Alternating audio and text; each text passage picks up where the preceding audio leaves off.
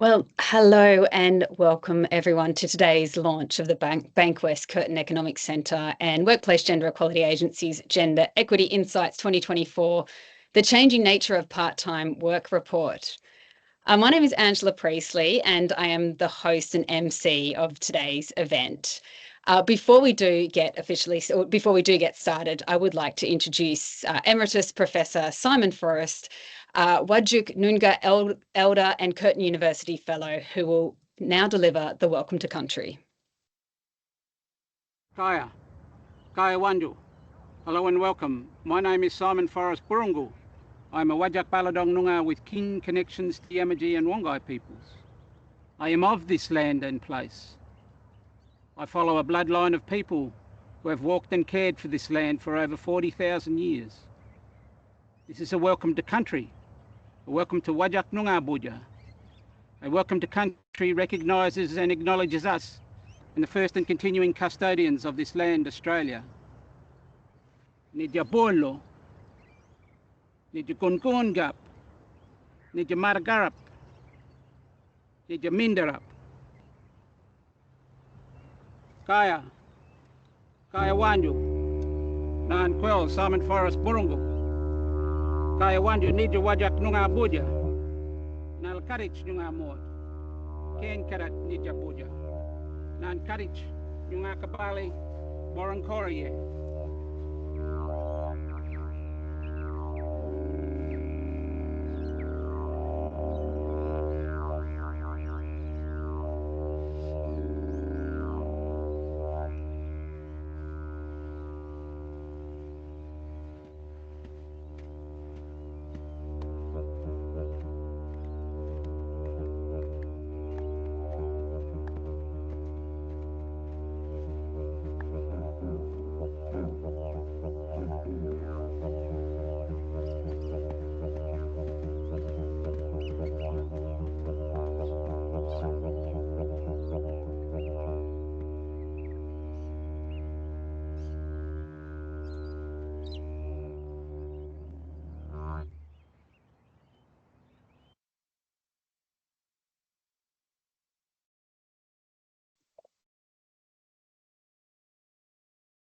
Well, hello again and welcome to the Bankwest Curtin Economics Centre and Workplace Gender Equality Agency's Gender Equity Insights 2024 National Online Report launch.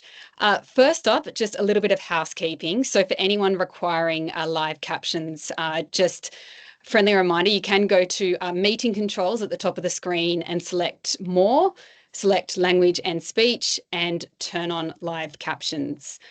I'd like to thank Simon Forrest for his moving welcome to country. I'm joining you from Guringai country over on the east coast on the northern beaches of Sydney, and I'd like to acknowledge the Gadigal people here as well as the traditional owners from wherever you are joining us from today. And thank you so much for joining us. So my name is Angela Priestley. I'm the co-founder of Women's Agenda. We are a daily news publication for women that has taken a very strong interest in following patterns of how we work, including around part-time and flexible work since we launched 12 years ago. We've long been calling for the normalisation of flexible and part-time work as really a key opportunity for shifting things on diversity at work and for shifting things on women's leadership. But I might say that I don't think we ever imagined how quickly things would change and shift through the pandemic. And nor could we actually have imagined 12 years ago how slowly some things are actually moving on workplace gender equality over this time also. So I've been invited today to MC this launch, which is the 9th report in the BCEC WGEA Gender Equity Insights series. So that's 9 years that together they've been producing world-leading research on driving gender equality in Australian workplaces. And I might say from my perspective and from Women's Agenda's perspective, I know that we take a really keen interest in these insight reports every year, and we'll often regularly refer to such insights throughout the year as well regarding other trends that we've seen. And so I have read this year's report and I can see that it's another really great one that will spark many conversations and likely see many employers making some adjustments to what they do and considering the recommendations that have been made in the report. So this year's report does take a detailed look at the incidence and evolution of part-time work in Australia, and it examines its relevance to the future of work.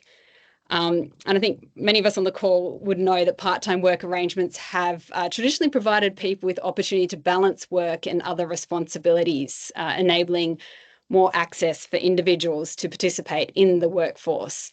But we also know that working part-time can limit pay and career progression, resulting in long-term economic disadvantages for women.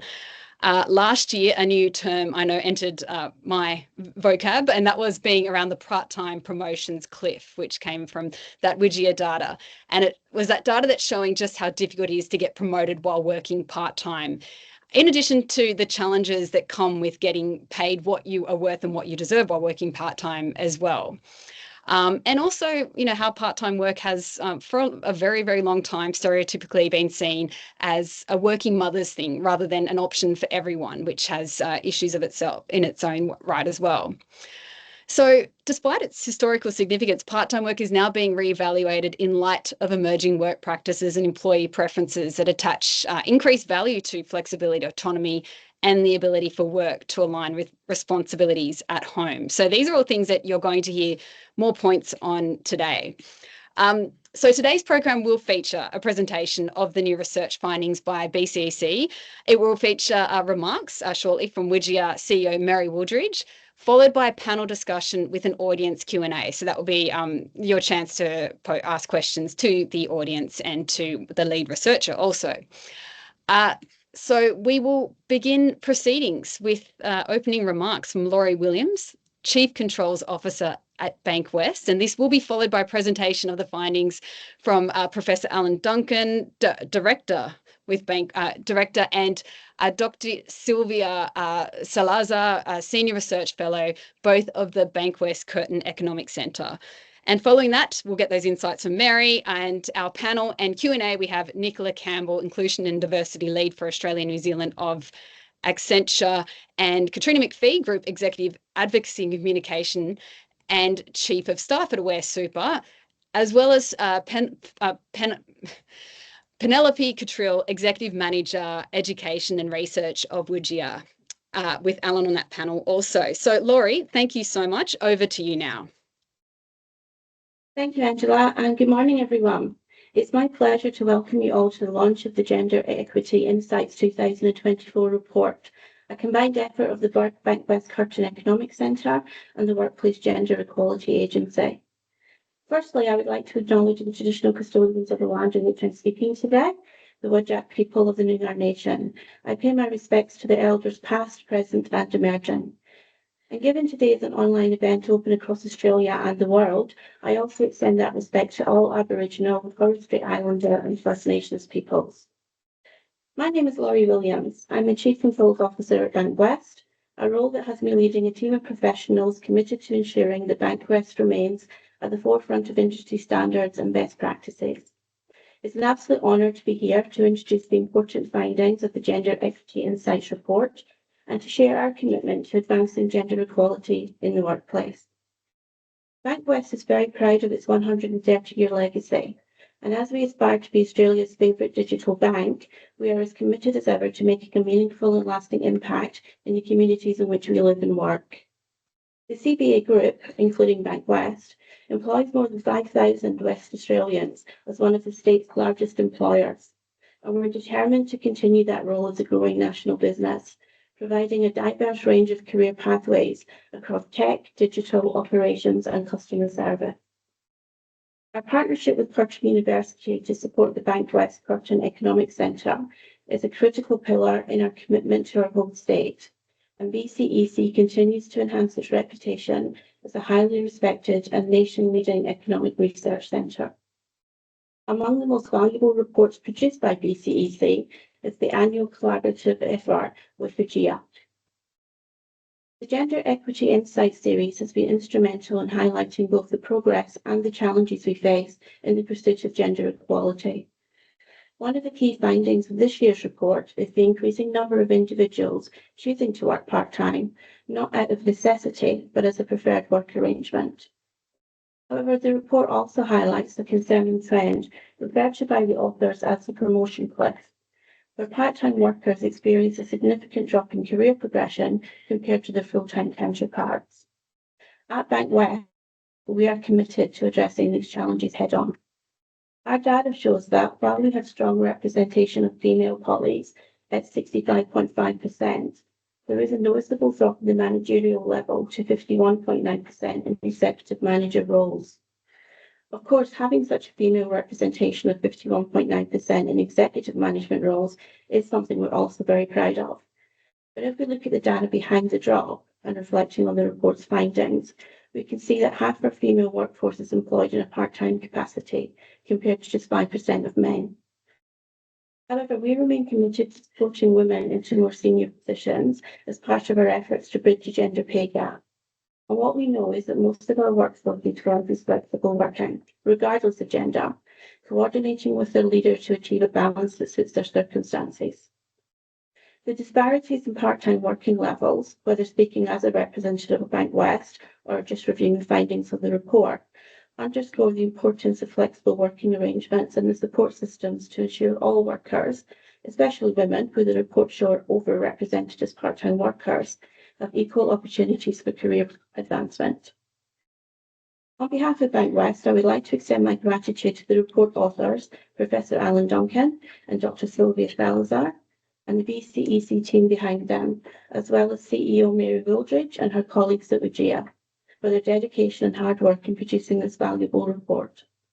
Your efforts are crucial in driving the conversation forward and inspiring positive change. I thank everyone for being here today and for your commitment to gender equality. Together, we can create a more inclusive and equitable workplace for everyone. Thank you. Thank you, Lauri, so much for that. So just another quick little housekeeping point. So when we get to our panel, we'll have the option for Q&A. So we'll be taking questions from you. We do have a large cohort. So I wanted to say that up front so that if you do start to think about questions during this upcoming presentation now, you might want to start putting them into that Q&A box. So you'll find that Q&A box on your team screen there. And that way we can get to those in the panel session later on. So I would like to now introduce Professor Alan Duncan, Director of the Bankwest Curtin Economics Centre, and report co-author Dr. Silvia Salazar, a Senior Research Fellow at the Centre, to give today's presentation of the research findings. So over to you, Alan and Silvia. Thanks, Angela, and thanks everyone for joining us for today's launch. So as Angela mentioned, Silvia and I are going to share in the presentation of the main findings from this latest report in the Gender Equity Insights series, the changing nature of part-time work in Australia. Before we do, we'd also like to acknowledge the traditional custodians of the lands that we're meeting on from across the country and pay our respects to elders and senior knowledge holders past, present and emerging. And we're speaking to you from the lands of the Whadjuk people of the Noongar Nation. Thanks so much also to our co-author, Lily Loan Vu, and thanks to Mary Wooldridge and her team at the Workplace Gender Equality Agency for the privilege of their partnership. So part-time employment has long been considered a valuable work alternative for many of Australia's workforce. It provides scope for employees to reduce paid work hours to balance with other commitments such as caregiving, education, second jobs, other pursuits. Part-time work also enables employers to balance fluctuations in demand and manage labour costs, as well as gaining access to a wider talent pool of workers who may be unwilling or unable to commit to full-time roles. But there are disadvantages to the part-time work option. It can result in long-term economic disadvantage, including lower lifetime earnings and reduced retirement savings. And this is especially the case for women, who make up 3/4 of the total part-time workforce. And this makes part-time work a gendered issue, and any change in the prevalence or outcomes for part-time workers will have a gendered impact. According to the Fair Work Commission, part-time employees in Australia work less than 38 hours per week with regular hours and fixed start and end times each day. what does part-time work look like now in Australia, and does it retain the same relevance to Australia's labour markets now and in the future as it's done in the past? So to answer this question, we want to take a look at the evolution of part-time work in Australia. We start by examining trends from the WGEA employer census over a decade of collection up to the latest data. Remember that this data captures gender pay, policies and action for all businesses in Australia with 100 or more employees. The data shows that the incidence of part-time employment among women has dropped by 3.2 percentage points to 29.7% over the last 5 years. You can see that from the brown line on the left here. The share of women in full-time jobs, in blue, have increased from 40.2% to 42.5% over the same period. Just over a tenth of employed men work part-time, with the share increasing over the past decade, but only very gradually. This chart shows how the workforce is distributed across industries by labor market status and gender. The green bars are for women, and blue bars are for men. For the mid-tones represent part-time work, darker for full-time, and lightest for casual workers. This chart shows that the part-time work isn't really a thing for managers in most industry sectors. The mid-green bar at the top of this chart shows that women in part-time roles make up only 5% of all managers, with virtually no part-time male managers. Collectively, the three shades of green bars for healthcare and social assistance cross the 50% line. This means that the sector is female-dominated. In fact, women make up more than 70% of all managers in healthcare, with part-time female managers accounting for 14% of all managers. Women working part-time make up around 8% of all managers in education and training, with similar shares in arts and recreation and in professional, scientific, and technical services. Part-time and casual work is far more prevalent for non-managers, with 22% working part-time and 28% working casually across all sectors. Healthcare and social assistance, again, have the highest share of women, at nearly 80% of non-managers. Women in part-time roles, the mid-green color, make up around 40% of the sector's non-managers, with casual workers accounting for a further 20%. Women in part-time roles account for a fifth of all workers in education and training, with similar shares of casual workers in light green. The same for retail trade, with even higher shares of women in casual roles. Female-dominated companies and bigger businesses are more likely to employ people part-time. Among female-dominated companies, over 35% of women in small businesses work part-time, shown in blue on the left here, with the share rising to nearly 43% among companies with 5,000 employees or more. We see far lower shares of women employed part-time in male-dominated companies, shown by the gray bars here, with 1 in 8 women employed part-time in the smallest businesses, down to 1 in 10 for the largest businesses.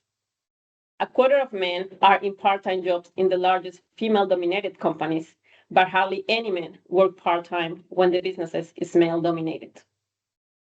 The OECD collects data on labor force status on a unifying definitions of less than 30 hours for part-time work. And on this basis, these charts rank OECD countries according to their part-time shares. Australia ranks 6th highest for the share of women and 2nd highest for the share of men in part-time employment. However, OECD data also shows that the share of Australian women who work part-time has declined by 4.5 percentage points between 2019 and 2023. The same pattern is mirrored in most OECD countries. For men, on the other hand, this tendency has been of an increase in the share of part-time workers. Looking over a longer period of time, you can see a general pattern of decline in part-time share of women in most OECD countries. This contrasts with an increase in mere part-time employment shares. So, given the changing incidence of part-time employment, both in Australia and elsewhere, we wanted to look at some of the reasons why people either choose or otherwise occupy different work arrangements. Now, among those who do work part-time, there's been an increase in the share that do so out of preference. Just under a quarter of women cite caring for children as the main reason for choosing part-time employment in 2022, in brown here, down from over 34% in 2001. And at the same time, a rising share of women prefer part-time work in dark blue, up to around 29% in 2022. Combining work with education is the main reason for men to choose part-time employment. The share progressively fell from 40% in 2001 to around 28% at the start of the pandemic, but has increased since. The share of men who choose part-time work out of preference has also increased to above 30%, with 15% working part-time as the only option for their preferred job. Now, one potential explanation for the lower shares of part-time workers could relate to financial needs, given the rising cost of living and housing costs. To test this, we look at the hours preferences for those who have moved from part-time to full-time jobs. And we find that the share of movers who'd prefer to work fewer hours actually fell from 28% to 23% between 2019 and 2022. At the same time, the share who was satisfied with the current hours rose to 70%. Taken together, these trends suggest that an evolution of the Australian labour market is underway, with better matching of working arrangements to employees' preferences.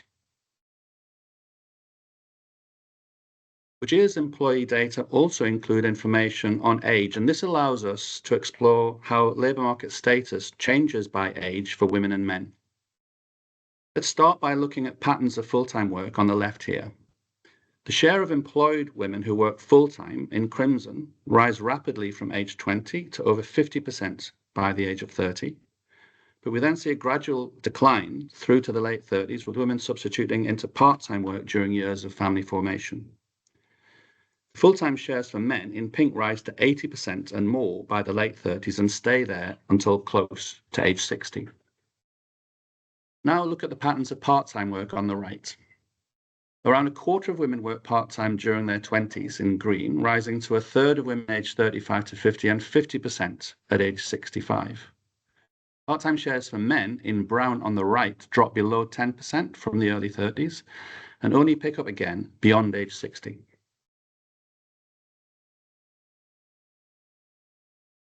Now, the latest reporting period is the third year that age data have been collected, and this gives us an opportunity to compare labour force status by age over the 3 years. And we've seen a reasonably consistent decline in the share of part-time workers from age 25 through to 55, and a corresponding uplift in the shares of women aged between 35 and 55 who work full-time. So this suggests to us that there's been something of a structural shift towards full-time employment and away from part-time work for many working women. The same isn't true for men, where patterns of work have remained more or less constant over time. Silvia. Thanks, Alan. One of the keys to unlocking the reasons for these changing trends in part-time employment stems from the incidence of flexible work entitlements. We can look at job attributes, including flexible work, using the Household Income and Labour Dynamics in Australia, or HILDA survey. And the HILDA data shows a significant increase in the share of full-time roles that include flexible work entitlements.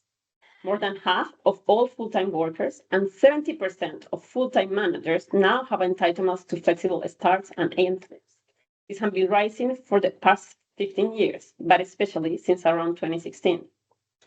We also find that a higher number of workers can work remotely, and more so for full-time workers, where over 50% can now work from home.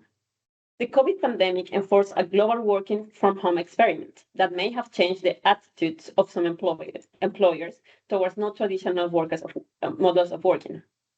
But whatever the driver, we are seeing a growing demand for flexible and remote work arrangement, with employment seeking more input into the structure of how, when, and where they work. And more flexible and remote work has led to an improvement in the abilities of full-time employees to balance work and non-work commitments. More part-time workers feel able to manage their commitments, but the share hasn't really changed substantially over time. However, we do find work-related stress to be growing for time-hard workers. For this report, we developed a composite index of work stress using a range of self-reported markers from the HILDA survey. Full-time employees generally face higher levels of work-related stress and less control over their work obligations, with full-time women, the brown dashed line, facing the highest level of stress. However, there has been a significant rise in work stress for women in part-time employment, the brown line. And this is particularly the case for women in younger age cohorts. These findings should serve as a note of caution to businesses to understand why part-time roles are driving elevated levels of stress. Anna. Silvia. We want to turn now to a brief examination of how labour market outcomes compare between full-time and part-time workers. The total remuneration gender pay gap for full-time workers has declined systematically but very slowly from 24.8% to 18.3% in favour of men over the past decade. But the part-time gender pay gap actually sits at 2.7% in favour of women.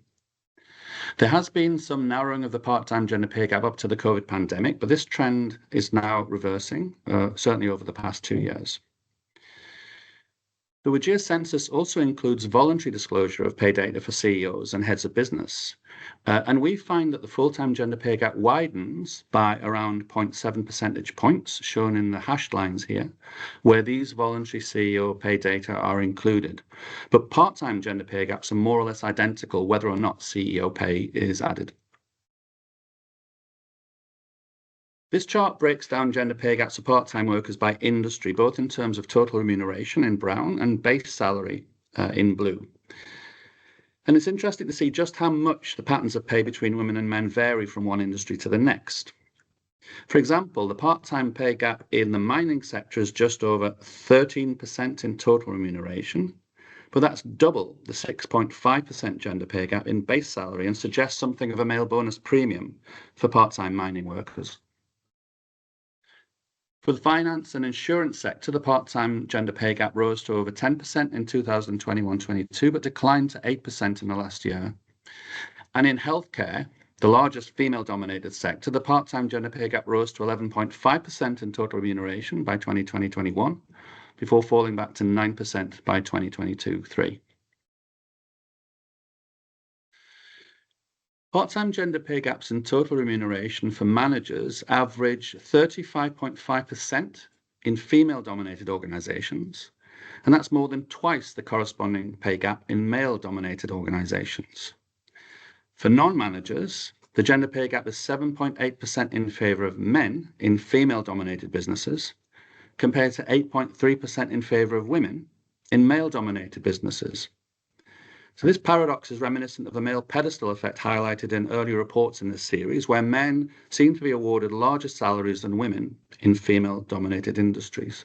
But for whatever reason, these findings invite businesses to examine carefully the processes for appointments, promotion, pay setting, and access to discretionary pay amongst part-time workers to ensure equity and transparency. WGEA's dataset also allows us to compare promotion rates for part-time and full-time workers, which we calculate as the number of promotions as a share of the number of people employed in different categories. The part-time promotion cliff is clearly apparent for non-managers. Promotion rates for both female and male workers are less than half the rates of their full-time counterparts.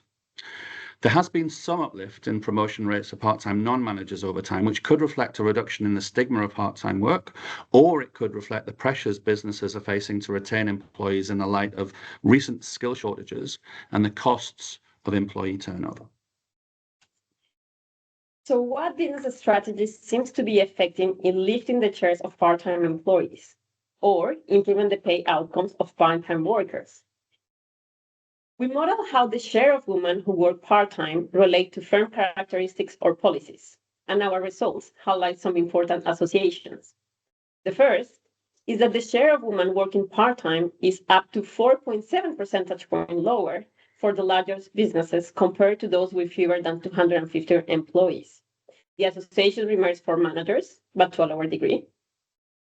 Flexible work policies and strategies also matter. The share of women working part-time is up to 3.6 percentage points higher in companies with flexible work strategies. And female representation on company boards is also positively related to the share of women who work part-time in part-time roles. We also model the link between company policies and changes in gender pay outcomes for part-time employees. Our analysis finds that part-time gender pay for managers reduces by 1.8 percentage points for companies that introduce flexible work targets. We also find that gender pay gaps reduce by 0.7% for companies that either maintain pay audits or introduce pay audits in the past year. So, based on the findings from this report, what should businesses be looking to do if they're interested in promoting part-time and flexible work arrangements within their organizations? Well, employees should ensure that part-time and flexible work arrangements aren't perceived to carry career penalties in terms of pay and progression. We recommend that organizations keep workplace policies under regular review and take action as necessary to guard against biases and systemic penalties against part-time employees. Career progression should be monitored to mitigate against any part-time promotion cliffs, and businesses should be encouraged to rethink job specifications and the task content of roles to identify opportunities for part-time or job share arrangements. There is a good justification for employers to ensure that part-time employment and other forms of flexible work arrangements are normalised within the workplace culture. Positive role modelling of flexible or remote working arrangements by executive leadership and senior management helps with that normalisation. And it's well worth investing in the skills and capabilities of managers and human resource professionals to manage a flexible workforce. Consultation matters. Businesses should consult with the workforce to better understand their needs and preferences. Communication and consultation can help to build an inclusive culture that respects part-time and flexible work and normalises a business's commitment not to encroach into non-work time, especially given the advent of the right to disconnect. And more nuanced measures of labour force status beyond part-time and full-time work will help to monitor policies that promote non-standard or non-traditional work measures. So, non-standard and flexible work arrangements are a growing feature of Australia's labour markets and look to be improving the matching of work arrangements to worker preferences.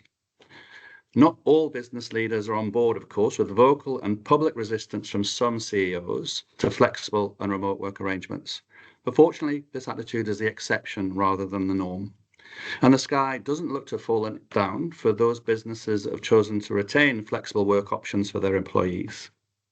Flexible work offers benefits to businesses from improved employee performance, greater access to talent pipelines, better mental health, increased loyalty and motivation, greater retention, and reduced turnover. Australia's labour market is highly competitive, and businesses that offer inclusive, equitable, and flexible work arrangements can give themselves a strong competitive advantage. Thank you. Thank you so much, Alan and Silvia. So I know that I have many questions, and I sadly don't get to ask all the questions. So that will come up shortly in our panel. We'll get to some of those, but please do a reminder that you can put your own questions in that Q&A box that you'll see on your screen. I've taken a lot from that, Alan, notably your mention there that the sky has not fallen in with the flexibility and the remote work that came as a result of the past few years. But also that decrease in women working part-time, but increase in women working full-time, and the fact that people are moving from part-time to full-time due to preference. So it's not necessarily about a cost of living issue. That increase in flexible work entitlements with almost half of full-time workers and 70% of managers now having access to flexible work options. More than 50% of these full-time workers who can work from home. Also importantly, issues around the work-related stress increasing for part-time workers, and it kind of left me thinking about the increase of or decrease in women working part-time potentially to go full-time is that if you're going to feel the stress anyway, you may as well get paid full-time wage for it. Anyway, lots more to discuss, but for now, I would like to introduce Mary Wooldridge. Mary is CEO of the Workplace Gender Equality Agency. Mary joined WGEA in May 2021 after a distinguished career in the public, private and not-for-profit sectors, which included the term in the Victorian Parliament as Minister for Mental Health, Community Services and Women's Affairs. So Mary leads the agency in driving gender equality in workplaces, ensuring that women and men are equally represented, valued and rewarded. So over to you, Mary. Fantastic. Thanks very much, Angela. And it's great to be with you, and fantastic to hear the presentation from Alan and Silvia just now. And I do want to kick off by just really celebrating the partnership that WGEA has with BCEC. We have been working together, and this is the 9th in the series, as everyone heard, and it's just a reflection of their deep insights and analysis that continues to produce these fascinating reports that I think in many cases define some of the thinking at a national level and even at an international level. So thank you, Alan, for the partnership and the continued work we do, and we really value it, and I know the broader community does as well. And I think this is really interesting. We're really interested in part-time work and working flexibly, but it sort of led with the part-time work insights. And as Angela mentioned, the work we did last year in terms of the part-time promotion cliff, and that inability or not to, for many and predominantly women, to make that transition between the two. And some of the language we used at the time, I heard from so many people coming back to say, my skills feel underutilised, I'm languishing in junior roles because there's not the senior roles, but I also need to have a capacity to look after myself, my family and my career simultaneously. And it's part-time work that gives me that option. And so I think one of the insights in terms of today is the fact that we're really seeing that we're able to better match the options in the labour market to personal preference. It's interesting seeing the dynamic of the shift between part-time and full-time, but importantly, that flexibility for both part-time and full-time roles enables people to have more choices, to be able to do them and combine the range of things and reasons that they want to undertake. The part-time work that they choose or full-time work, be it that they can also then manage that with some flexibility to also manage the competing responsibilities and demands they have beyond work. So it's exciting to see those insights. We do acknowledge, of course, that for many, they don't have the option of flexible working arrangements. But we do challenge, because often flexible work is thought of as working from home. And Alan, I was really pleased to see your analysis on differential start times and finish times. There are so many more aspects to flexible working arrangements than just work from home or remote working, but also include job sharing, choice around scheduling in terms of shifts, and purchase leave, different aspects to it, which we really need to embrace. Not only part-time work, not only full-time work, but flexibility that has a broad definition as well. So I know panel's coming next, which everyone's looking forward to. Just want to say, really interesting insights. We will continue to work with employers, and Alan's detailed a whole range of things that if you're in an employer looking in terms of what you can do next, there's a range of options about how you can progress this, but it's important to remove the bias from people who choose to or need to work part-time, who choose to or need to work flexibly, so that they can have the opportunities to utilise their skills, to take the most senior roles possible and contribute to the workforce at that level, and to make sure that they can also manage competing demands that they may have. So looking forward to hearing from the panel. Back to you, Angela. Great. Thank you so much, Mary. So I do get to introduce the panel now for today. So our first panelist is Nicola Campbell. And Nicola is Inclusion and Diversity Lead for Accenture Australia and New Zealand, based in Melbourne. Hi, Nicola. Hi, Angela. And further to Nicola's bio here, following Nicola's completion of a master's in HR management, Nicola developed her passion for inclusion, diversity and equity as she progressed through a variety of HR roles in her 14 years at Accenture Australia. Nicola is a single mum of one child with a second arriving soon. Congratulations. She is grateful to have been able to access both part-time and flexible work options in her career and is determined to increase the accessibility of part-time and flexible working options for everyone. I also have Penelope Cottrell. Hi, Penelope, and I'm sorry, for whatever reason on your first name, I keep stumbling. Sorry about that. So Penelope is Executive Manager at Education and Research for WGEA, and Penelope translates research and evidence into guidance and resources that employers can use to understand and improve workplace gender equality in their organisations. Recently, Penelope has researched the gendered effects of flexible work, and she applies behavioural science to her work. Thank you for joining us as well, Penelope. Thanks, I also have Katrina McPhee on the call too. So Katrina is Group Executive Advocacy and Communication and Chief of Staff at Aware Super. Katrina has 23 years of financial services experience and has held leadership roles across business development, strategy, transformation and operations across superannuation and funds management. At Aware Super, her role covers external affairs, government and stakeholder relations and internal communications, and she also runs the office of the CEO. Hello, Katrina. She's on there somewhere, I'm sure. So I'll get to Alan. So we did just... And we did just hear from Alan, so I will welcome Alan back for this panel. Hello, Alan.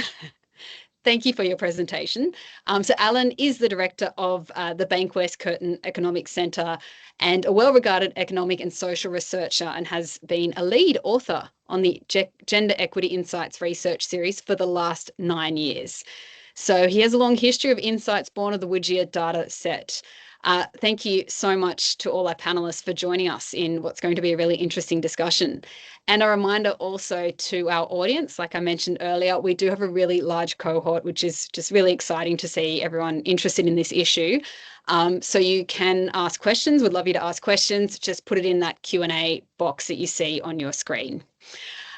So, Nicola, I'll get to you first. You've been someone who's worked part-time and flexibly. You're obviously at the heart of these issues personally, and then also in your role in diversity and inclusion, and of course your interest in this space also. So I want to ask you about that slight drop in women working part-time while men's working patterns have largely stayed the same. Is there anything that you'd share that you'd make of that, of the past 2 years, that has led to that difference? Thanks, Angela. Look, it is funny reflecting on my own journey, which did relate to childcare. So I returned from parental leave in 2021, initially part-time because that worked for my family, and then it was my choice to in fact increase my hours and work full-time, but I do work flexibly in that I work a compressed work week.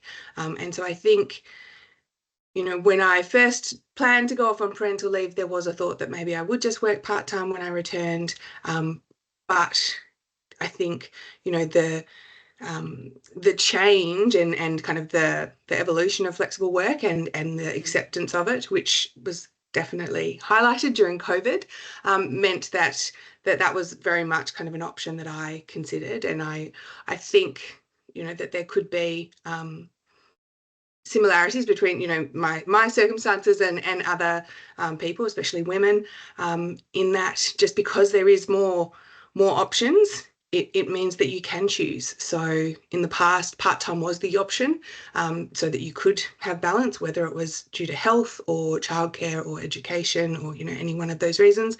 But now flexible options are, you know, something that you can choose as well. So I think, you know, that's just beneficial for everyone.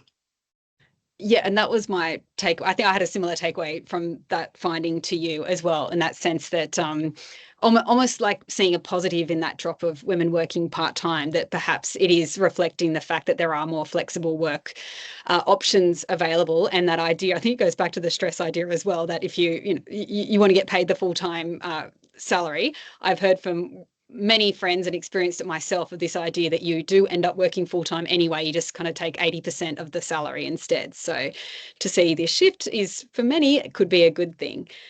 Kat, I might go to you next, just with your experiences working in a large organisation.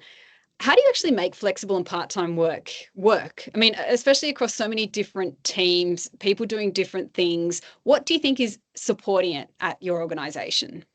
Yeah, and thanks for the question. It's a really, really good one, because it has to be quite a conscious decision of both you as a leader, but also of the organisation.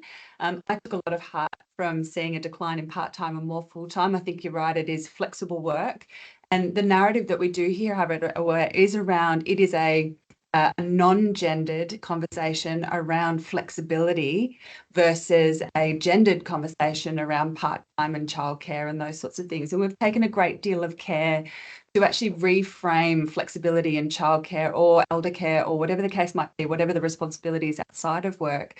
How do you make it a family conversation, whatever the construct of your family might look like, versus a targeted gendered conversation? And we have actually started to see a rise now in men working part-time and or taking parental leave, which is just phenomenal. So we actually encourage men to sort of, and are normalizing that at a leadership level of it is normal and celebrated for men to take parental leave and be primary carers for a period of time. That said, long way to go. Still 7 out of 10 of our primary carers who take parental leave are female, but the 3 out of 10 is actually really promising from our perspective. And it is quite a conscious decision as a leader. I mean, I know myself personally, half my team work flexibly.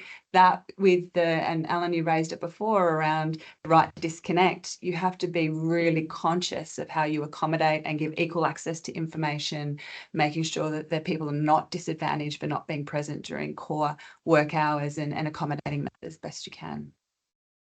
Kat, you have brought up the right to disconnect legislation, which only just came into effect in the last, 2 weeks or so.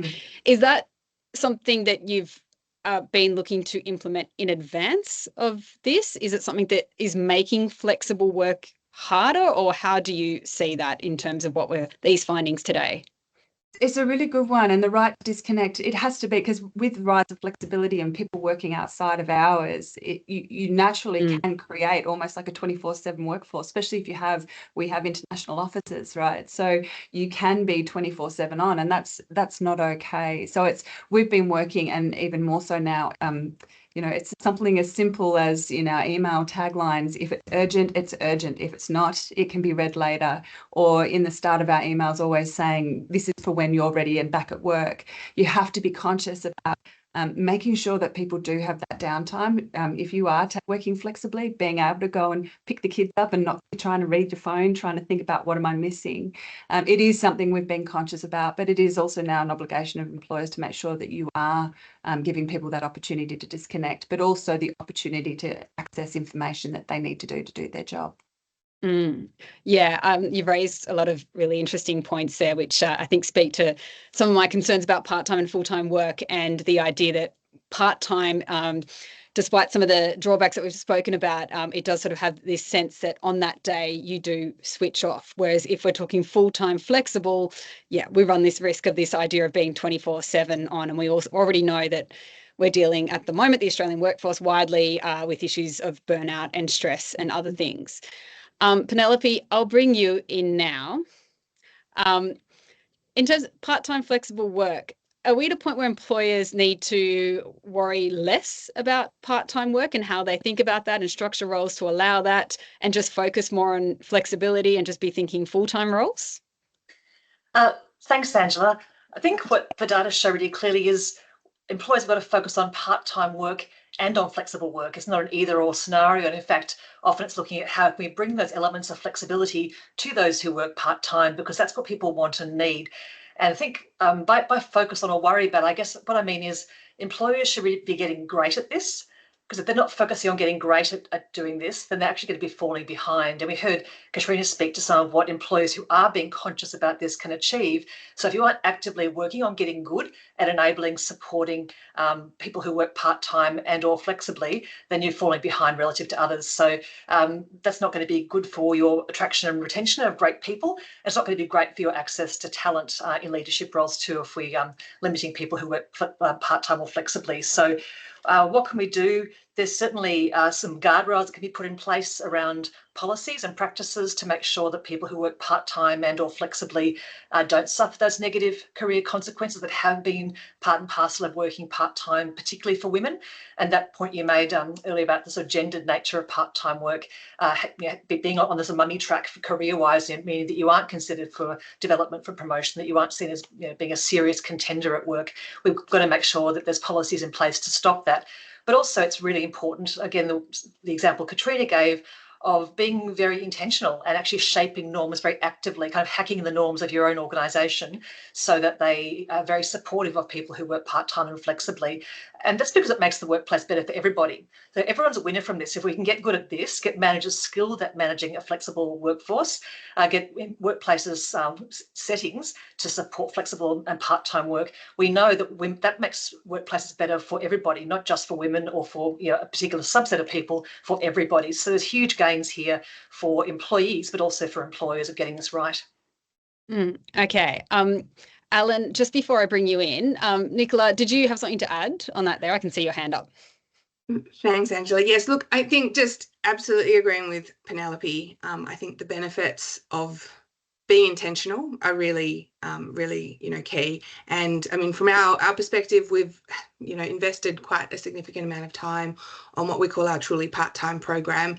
And that is around, I think, and Katrina mentioned it as well, about making sure that part-time roles are really part-time and that it's not, that it's a full-time role that someone is just doing in part-time hours and then they're squeaking in extra time on their days off or in the evenings. It's around looking at the job design, having the conversations with the employee about the aspects of the role that they really enjoy, talking, from a professional services perspective, we have to have the conversations with the client about, different aspects of the role and what, needs to be covered by different people. And supporting your employees to have those conversations. I think it's around, having the policies and processes. You have to have them in place, as a foundation, and then making sure that your employees kind of know that they exist and supporting them to have those conversations. All right, so Alan, to bring you in now, one thing, I was actually just reading out your bio and thinking about the 9 years that you've been working on this Insight series. I remember when Widgia launched, and I remember Helen Conway talking about the fact that we would get this data, and the really interesting and exciting thing would be that we'd be able to compare things over the years as well, which is certainly where we're at now. Is this some of the more dramatic changes and shifts in the ways that we're working that you've seen? It's from my perspective, I think it is a more dramatic shift than we've seen in some other dimensions of gender workplace equity and equality. As I mentioned at the start, pay gaps have improved. Pay gaps have been declining, but the pace of change is still uncomfortably and disappointingly slow. Some of the work that we've done in earlier reports does identify that, and actually the work that we're doing this year and in previous years around policies and actions to reduce barriers, this is a really, really important dimension in accelerating the improvement of women's economic opportunity in the workplace. It's a compositional, the composition of the workforce between men and women at progressively senior occupational tiers and across industry sectors has a lot to do with why we're seeing what we're seeing. And so again, whilst we've seen some movement there, we've seen less movement than we'd like. I think there's a long way to go. But it's very certainly the case that this move towards a greater incidence of flexible and non-traditional work methods, has picked up, and particularly over the course of the post-COVID period. As we mentioned in the talk, there hasn't been any larger global experiment than COVID, and I think the fact that employers were forced into considering different modes of work and were forced to recognize that it didn't compromise to a significant degree the performance of the organization. I think that might have broken the back a little bit of some of the negative perceptions towards part-time work. As I mentioned, also there are some sort of prehistoric views out there, in my view. Around flexibility means that you can work fewer hours and get paid the full whack. That's really not a good mindset. And it seems to me that it should be more about outcomes than input. And so, rather than counting the number of hours that you're working in a day, have you set an appropriate, series of KPIs and benchmarks? And are people able to meet and exceed those benchmarks? That's a conversation perhaps that we can move to, rather than, being counting the number of hours in the day and days in the week that people are working. Yes, exactly. A quick one this is open to anyone, first of all, and then I'm going to get to the questions that have been sent through. And just a reminder, you can put the questions in that Q&A box. One thing, so I run a small business. I'm a co-founder of a business. I've got a fellow co-founder, and myself and Tyler Lambert is the name. Myself and Tyler, we have this sort of organic job sharing approach to our role. We both have small kids and have taken various stints of paid parental leave along the way. Our business of less than 10 employees isn't captured in WGEA data, which focuses on employees of 100 or more. One thing I see with the way that we work is that we have a really natural job share. We don't call it a job share, but it really works and seems to work for us. And I just see this and I don't understand why we don't see more job shares elsewhere, particularly in large sort of knowledge-based firms. We certainly see job shares in healthcare, in the teaching space. My mother was a teacher. She certainly did plenty of job shares in her lifetime. So to put that out there, why don't we see more job sharing? And that was for whoever might feel the need to jump in. It might actually be you, Penelope. I feel, yeah. It's a good question, and I've certainly seen examples of job sharing working remarkably well as well. And often, as in your case, Angela, enduring for many years. When people get it right, it's such a hugely valued experience that they hang on to it for years. And I did put this, and I've seen it work in law, for example. And I did put to a law firm, why isn't this more prevalent? And they said, well, it's hard enough to find someone you want to marry, at home.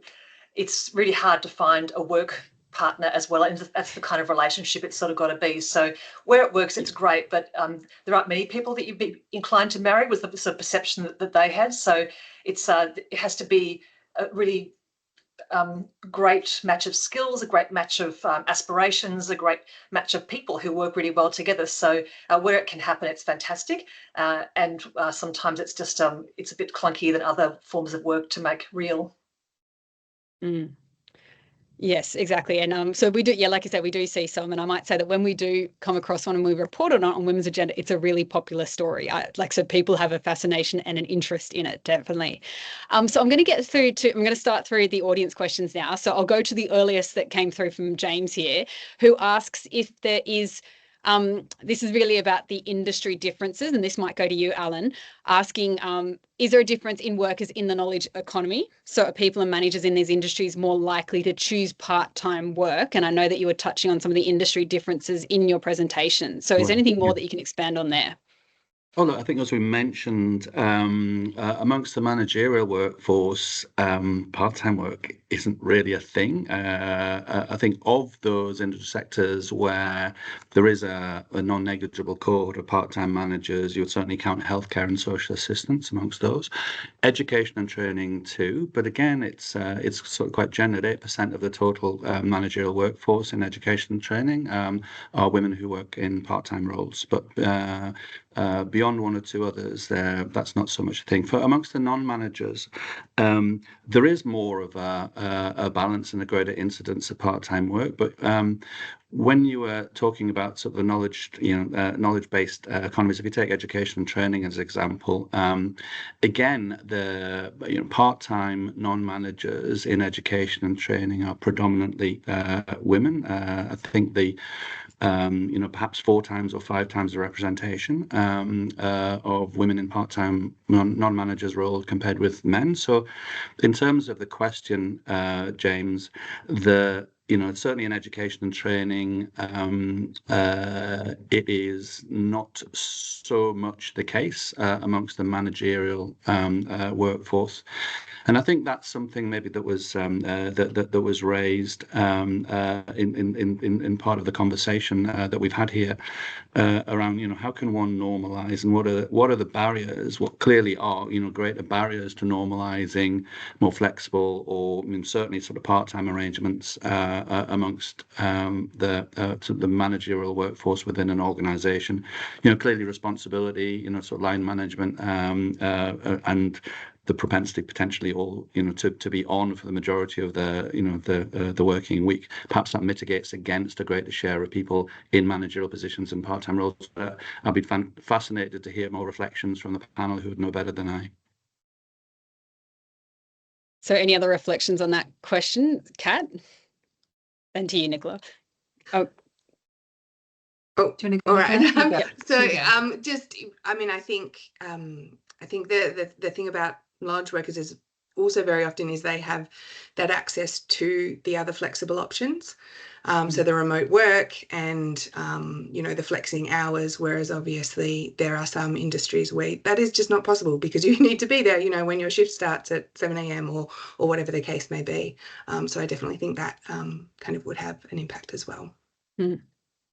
I think it's a really interesting observation. I think, like Nicola, just exactly what you were saying, especially we're a people business. It's a knowledge-based work, and I think you do have incredible flexibility in where and when and how you can work. But in terms of the management roles and management of a people business, the demands of being in a management role and working part-time is actually harder. We have, from a representation issue, we do see a bit of a cliff of people, especially women who are, we sort of investigated, the WGEA numbers came out about our representation, our average gap, and we sort of spent that time looking at where those issues were and spent some time talking to women in particular about why they didn't want to take on management roles. And it is job design and the pressure of always needing to be on and managing a flexible workforce. So I think it is the flexibility is a bit of double-edged sword for just the demands and having a job in senior management that potentially we need to rethink how that works from a workload perspective. So this leads nicely into the next question, which I really like this one. So it was from Caroline asking if men are less stressed because they're getting paid more. Are there any insights on what makes up this increased stress for women and the decreased stress for men? I think there might be a few answers to this, or a few insights, I should say. So Penelope, you've got your hand up first. Yeah, I think we've got some pretty good data. It's not the WGEA data because we don't look at what goes on at home with people, we look at the workplace situation, but we certainly have good data that the unpaid work in care, in maintaining a home, tends to be done by women to a really significant extent. So there's just a greater load. If we take that imbalance in unpaid work into account, it's not difficult to see why women might feel more stressed. Any other insights that Kat? Yeah, look, we're being a superannuation fund, and the pay gap that exists actually ends up in a retirement gap for women that is incredible. So I think the average retirement gap by the time women reach that point is just under $100,000. So that's the culmination of two things. It is the gender pay gap, but it also is this. We looked into why is it, but it's because most women taking on a disproportionate share of whether it be the household load, whether it be childcare, whether it be elder care, whether it be whatever the demands outside of work are, it's falling disproportionately to women. So if you're already walking into the workplace with that mental load, I don't think the pay really makes up for the fact that you don't have the time and space in your mind to be able to process work in a box. You've got many other demands, and our members are certainly telling us that. And potentially retiring early, not just working part-time, but then retiring early because of that load. Okay. So to the next question, which has come through here. Actually, before I get to it, so I'm going to get to this question from Emma, but Nicola, I wanted to ask you, because we talked in your bio, you talk about working flexibly and part-time yourself. Did you start your management career prior to working part-time and flexibly, or did it happen around the same time, or how did those pieces coincide for you? So my flexible work, so as in kind of working remotely, working from home, Accenture has actually always had that as part of their culture. I've done that for 14 years. Pre-COVID, it was 1 or 2 days a week that I worked from home. Obviously, that increased over COVID and post-COVID. My part-time was absolutely post children and returning from parental leave in my particular circumstances. But we do have examples in the organisation, and I know, it's great to see an increase in kind of the younger and sometimes more junior employees, going part-time for personal reasons, that aren't related to childcare and caregiving. So whether they want to do something different, on those days, kind of, something a little bit entrepreneurial. Study is a big one. And also, we've got some amazing sports people who happen to work for us who obviously have kind of schedules that they need to work around. So for me, the part-time, yes, was related to childcare, but the good thing was I knew that there was the flexibility already there within the organisation, and pre-COVID was planning to utilise that when I went back into the work. Yeah. It was an interesting result there around the share of, so I believe it was because less men and women reporting childcare as being the primary reason for going part-time. Was that correct, Alan? And right. For men more in education, like pursuing education, something on the side, or? Yeah, education as a prime reason for working part-time had long been the principal motive for men.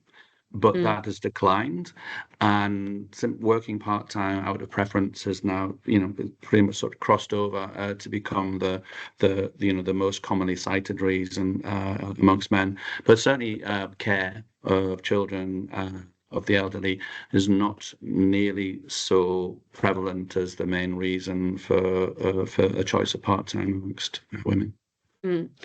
Alan, sorry, just further on that, was there anything in terms of maybe people heading towards retirement and choosing to work part-time at that point?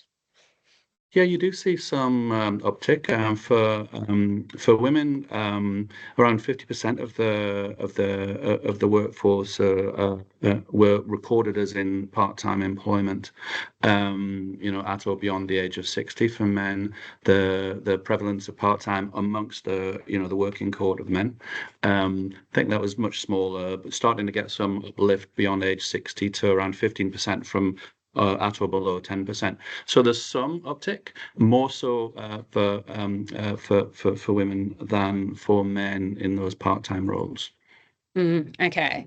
Possibly more opportunity for men, I feel, at that point in terms of transitioning towards retirement. So it's not just, heading towards a sudden retirement thing, which, Katrina, I know that we spoke about that at an event with Aware Super a few months ago. I will get to this question because I'm asking too many of my own. And it's how we can support women who are in their 40s. I might say we could even go older than that as well. So women in their 40s who've missed the benefits of longer paid parental leave and access to promotions in their earlier years. All for supporting emerging leaders, but I think there is also a lot of untapped talent in the middle management due to how things have been for the past 20 years. Penelope, you've gone straight up for that one. Yeah, Emma, I 100% agree with you. I've lived this, I've seen this. This is absolutely the case. It's a terrible waste of talent. And so, and this is at a time when we have got workforce shortages and we haven't got all the people we'd like to do the work that we'd like to get done. So I think there are some opportunities for organisations that have been relatively underexplored that could really open this up. So the typical go-to action is to develop women, send them off to training or development, maybe some confidence coaching, something like that. That doesn't work, unfortunately. Like, we've tried that for many years. There's just no evidence that that works.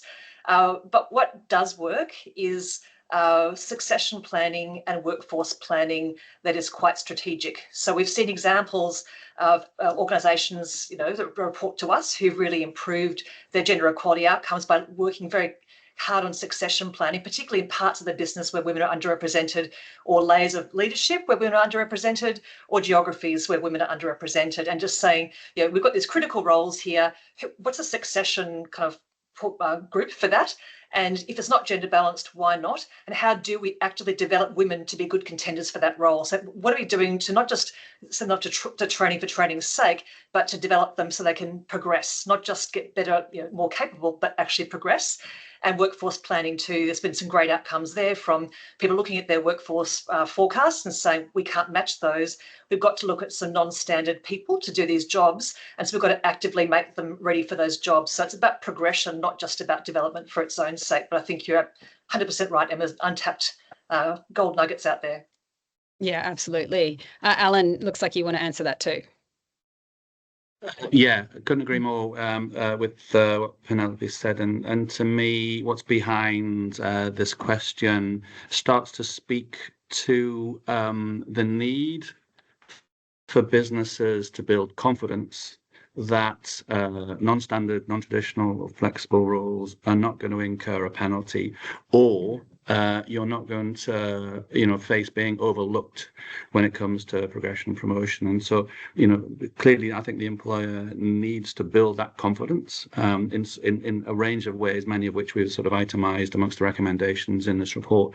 But I think there is a bit of a sort of mindset change that's required there, as well as I guess a review of systems to make sure that they are, sort of strategic and sort of based on talent identification, rather than just a perception presence or sort of absence from a particular workplace at a particular time. A perception of presence. I think that, I like that.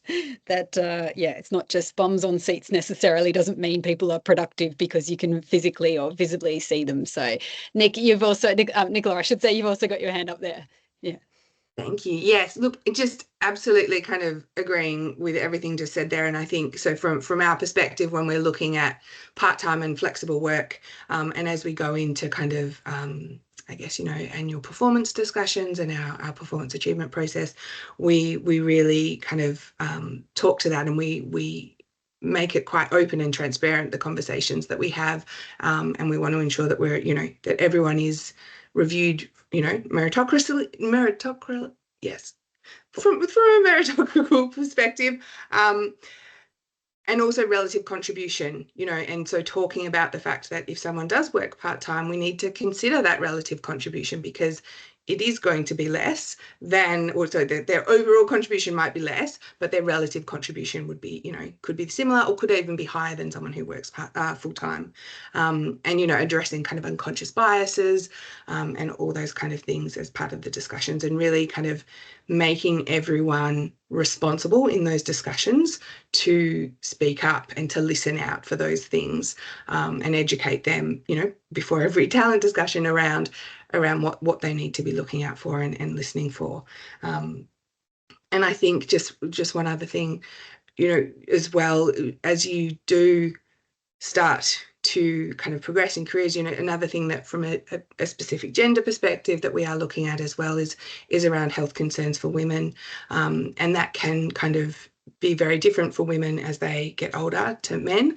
And so making sure that you've got the policies and processes in place to support women through things like perimenopause and menopause are quite important as well. So we're kind of getting to around, I'd like to spend the next few minutes and even to the end of the session looking at, what can be done to to support some of these issues following some of the recommendations that have come out of the report. First of all, I do want to get to this question asking about best in-class approaches for managing return to work during and after parental leave. So for employers, how can they better support their team members as they are returning to work after parental leave? Kat, I might bring you in, especially with, I know that you've got some really great ideas around, moving to thinking about removing gender and labels away from care, and especially paid parental leave. I love to see organisations when they remove the primary, secondary labels, but they especially remove the gendered labels associated with that as well. But to put that to you, what are some of the best approaches for managing this return to work? I'll just reflect on my own place. I came back from having children, and I had two incredibly different experiences. One where an organisation hadn't really given it much thought, and you had to sail straight back into a full-time job then, and little to no support in actually making those adjustments. And the second, which is actually my current employer some time ago, really being quite conscious of having the conversation about what does work look like for you on the other side? What does success look for? Like, is it flexible work? And if it's flexible work, what does work for your dynamic?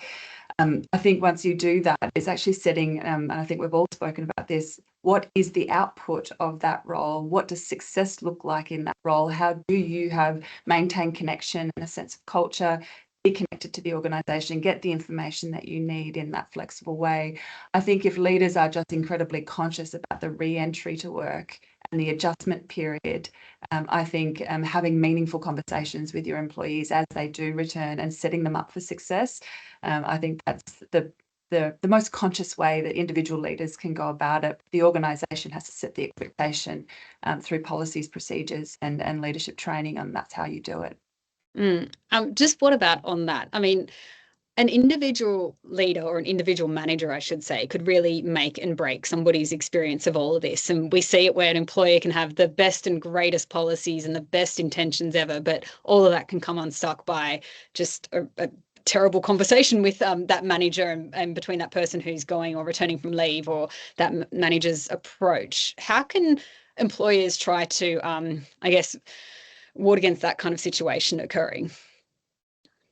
From our perspective, culture is first, and setting that culture around diversity, inclusion, a sense of belonging, training our leaders on how to be leaders.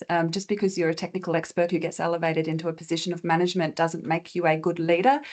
Leadership is a journey in its own right. So ensuring that organisations are actually investing in leaders and making sure that they have the skills, tools, capabilities to then lead well, not just manage work and it's a journey for every leader that starts out. You start managing and then eventually you grow into leadership. But the more an organisation sets expectations, but also invests in leaders around what does good leadership look like in an organisation, the better functioning that organisation tends to be. Great. Okay. So another question here, and this might be to everyone, but I'll go with whoever puts their hands up first as a start. So from Amanda, how can we better understand the intersectional issues associated with barriers that might exist for women who might want to work full-time but are unable to due to increased care load or exacerbated structural inequities and ineffectiveness? And she's putting brackets here, the NDIS. So any ideas on that one around the intersectional issues associated with barriers existing for women? Thanks. Oh, sorry. Go ahead, well, I'll jump in first. I think, first again, it's around having the foundation of appropriate policies and processes in place. So, for example, we have you've got your personal leave, which is obviously kind of your sick leave, but also carers leave, but then additional carers leave for people who might have additional caring responsibilities for elderly parents or disabled family members. And then in addition, obviously, you've got that foundation, but then you have to have that education and awareness so that the employees are aware that, one, it's accessible and available to them. And then to Kat's point, that education for leaders on what they need to be providing their employees, their teams to support them as individuals. Alan, did you want to add anything else there? Yeah, just look, I think it's a question that that we very much sort of foregrounded in our sort of work and thinking, not just on this, but in many other pieces of research at the centre. And I know Penelope and Wajir also are very are very sort of committed to try and get as much understanding as possible of the sort of intersectionalities and some of the sort of gendered issues that have emerged in the reports and in their work. It is a question of confidence in the data that we're measuring as comprehensively and as collectively and in as nuanced a way as possible. The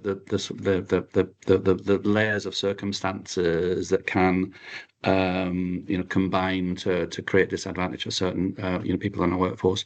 I think there's a lot of sort of positive momentum towards looking to build our understanding of intersectionality, both within the WGEAR data set, with other data sets that we're looking at. So information is key, measurement is key, as long as that measurement gives us confidence that we're representing effectively and authentically people's circumstances. Okay, so I've got two more questions that I'd love to get to. So one, it's a short question. I really liked the how it's been worded. I think it's great. So how do we do more flexible work by design rather than accommodation? I love that, because I think so often it's reactionary and it just comes up at the time because somebody goes and has, in often many circumstances, the courage or the necessity or whatever it is to ask, rather than it being designed from the outset. So any ideas on that? Penelope, you've got your hand up. Yeah, I love this question also. I think one thing we've seen work really well is to make all roles flex the default. So, people make choices within a context. If we can change the context of that choice by changing the defaults, we can change the outcomes as well. So, and the Australian public sector has actually gone that way. All roles flex. If not, why not? That's actually the policy now. We've seen some, large corporates go that way as well, and it's been a game changer, because it sort of stops that. Well, this role's special, and my area is different. You've got to really argue the case for why roles can't be flexible on your team or in your part of the business. So I think that's one thing, is to change that default.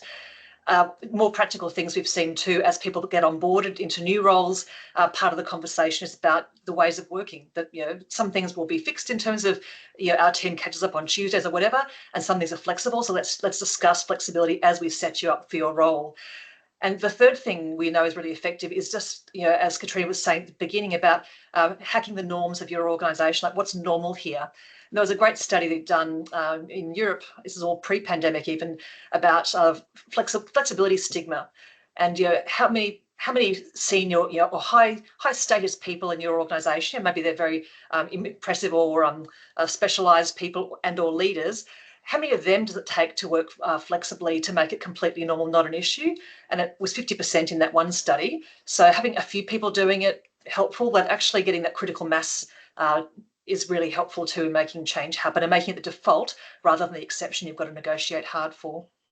And then also maybe there on that default is that also that if you are talking about working flexibly, that it doesn't have to be, I've come across this in many interviews I've done, particularly with CEOs of really large organizations, where they'll tell me about working flexibly, but then really kind of hammer down the point that they log back on for another few hours in the evening. And it just sort of seems to take it all away in terms of, oh, okay, so you finished up the 20 minutes earlier here, and then it sounds like you put in 4 hours extra over here. So interesting approach to flexibility. Okay, so I'll make this our final question. I think it's a really nice point to end on, and it's a point that is close to my heart around guilt, especially having young kids. And I know that exactly as this is worded, I've felt this myself, and can also really see how it might lead to people kind of, considering a shift from full-time to part-time, or for a shift of not taking a role or not taking a promotion or something like that. So Sally here says that they've run focus groups with leaders who work part-time or have worked part-time. And interestingly, the word guilt was used overwhelmingly when talking to female leaders, but rarely when they were speaking with male leaders about their experience and the challenges. So Sally says that she's interested particularly in Nicola and Katrina's views on how we can help leaders of any gender overcome this mindset. It's a very interesting one. It's funny. I remember coming back from parental leave and knowing that I was in a part-time role and I was a standalone role, and then I was actually approached to take on a team lead role. And I actually had the conversation of, I know I was actually that team lead role before I went on parental leave, but I now have a child that I need to emotionally nurture, and I don't know if I have the emotional, capacity within myself to also support a team of 14. And so that was something that absolutely came to my mind. But I think it's around having the conversation and communication. And I think, we've talked so much about communication today, is so key. And so it was around having that communication with my lead, and then also having that communication with the team, and being really clear on boundaries as well. So, being part-time, of when I was available and when I wasn't going to be available. And then ensuring that you've got the backups, I think. And someone talked about like how we structure senior leadership roles and things like that. So I think that's quite key, of ensuring that there is backup, especially for teams, so that there is someone that they can go to if the primary lead is not working that day. I think I know I certainly felt this coming back. You sort of feel guilt that you're not at home enough, and then you feel guilt that you're not present enough at work. You feel guilty that you're not performing at a certain level. I think there's two really important things to do.